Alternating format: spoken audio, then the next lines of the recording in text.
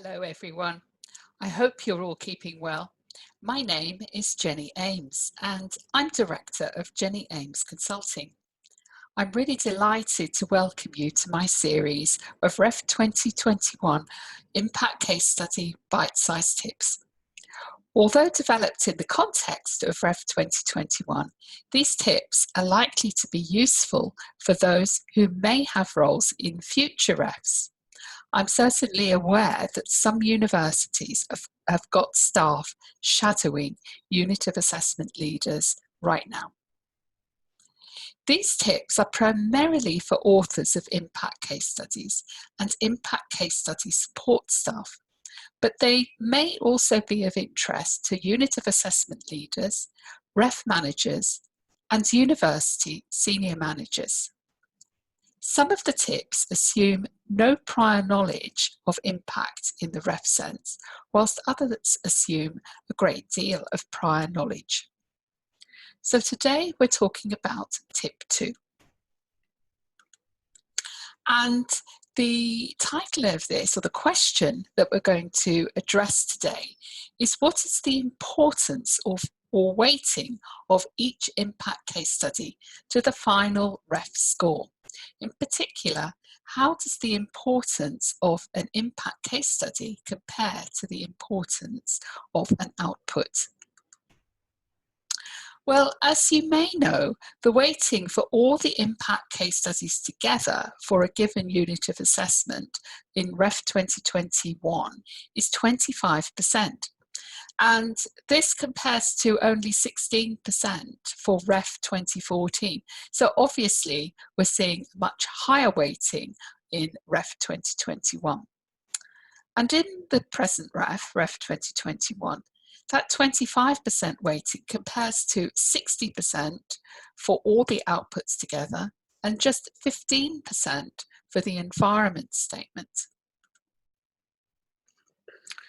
You may be wondering how many case studies you need, and the proportion of case studies needed has changed compared to REF 2014. So for REF 2021, if you've got up to 19.99 Category A full-time equivalent staff returned, you will need 2 impact case studies. It's 3 case studies if your Category A FTE number is between 20 and 34.99. And then for up to each additional 15 Category A full-time equivalent staff, you'll need another case study. So the proportion of case studies to Category A staff has decreased for REF 2021 compared to REF 2014. Let's have a look at a couple of examples. So in the first example, you have 5 full-time staff and 2 part-time staff. One of those part-time staff works 3 days a week, so their FTE is 0.6, and the other one works just 1 day a week. So this gives you a total FTE number of 5.8, which means that you need 2 case studies.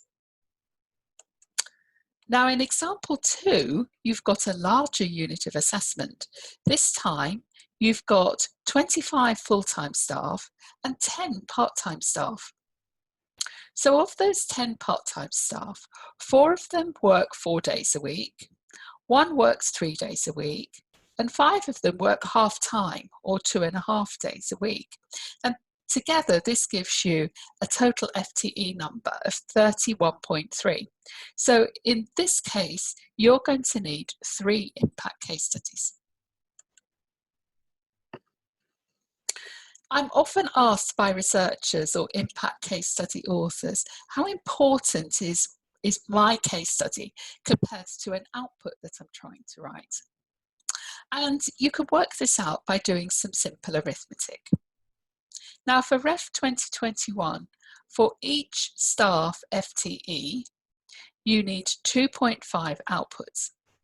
So you can work out the number of total outputs submitted, and let's call that N, by multiplying your total staff FTE by 2.5. which means that your weighting per output is obtained by dividing 60 by n, the number of outputs. And in a similar way, for the impact case studies, you simply divide 25, which is the percentage of all the impact case studies together, divided by the number of case studies. So going back to example 1, n, your total number of outputs, is obtained by dividing your total staff FTE, which is 5.8, by 2.5. That in this case equals 14.5, and we round that up to 15, which means the weighting for every output, for each output, is 60 divided by 15, or 4%. And for the case studies, you divide 25 by 2, because you need 2 impact case studies. So each case study in this example is worth 12.5%, which means that one case study is worth approximately 3 outputs. In the second example, n, the number of outputs submitted, is going to equal 78, which you get by multiplying the total number of staff FTE by 2.5 and rounding that. So in this case, you get the weighting per output by dividing 60 by 78, which means each output is worth 0.8%. And for the case studies, you need 3 case studies, so you divide 25 by 3, which means 8.3% is the weighting for each of your case study. So in this case, one case study is worth approximately 10 outputs. Now, things to do after viewing this bite-sized tip is to look at my other bite-sized tips and posts on my blog, and I've got the website here. Have a look at the draft case studies for your current unit of assessment. And if you are a unit of assessment leader right now, see how you can support your authors to develop the best possible case study. Sometimes that's just moral support, having a catch up with them from time to time and asking them how you might be able to help. It's never too early to start an impact case study. So if you may be a unit of assessment leader or indeed a case study author next time round, it's worth considering the best contenders right now for the next ref. And if you are going to be a unit of assessment leader next time, see how you can support those people and those case studies and their development right now. So thank you very much for listening to this bite-sized tip. And if you've got anything you'd particularly like me to talk about in one of these sessions, then please do get in touch with me by email. And I look forward to seeing you for my next bite-sized tip.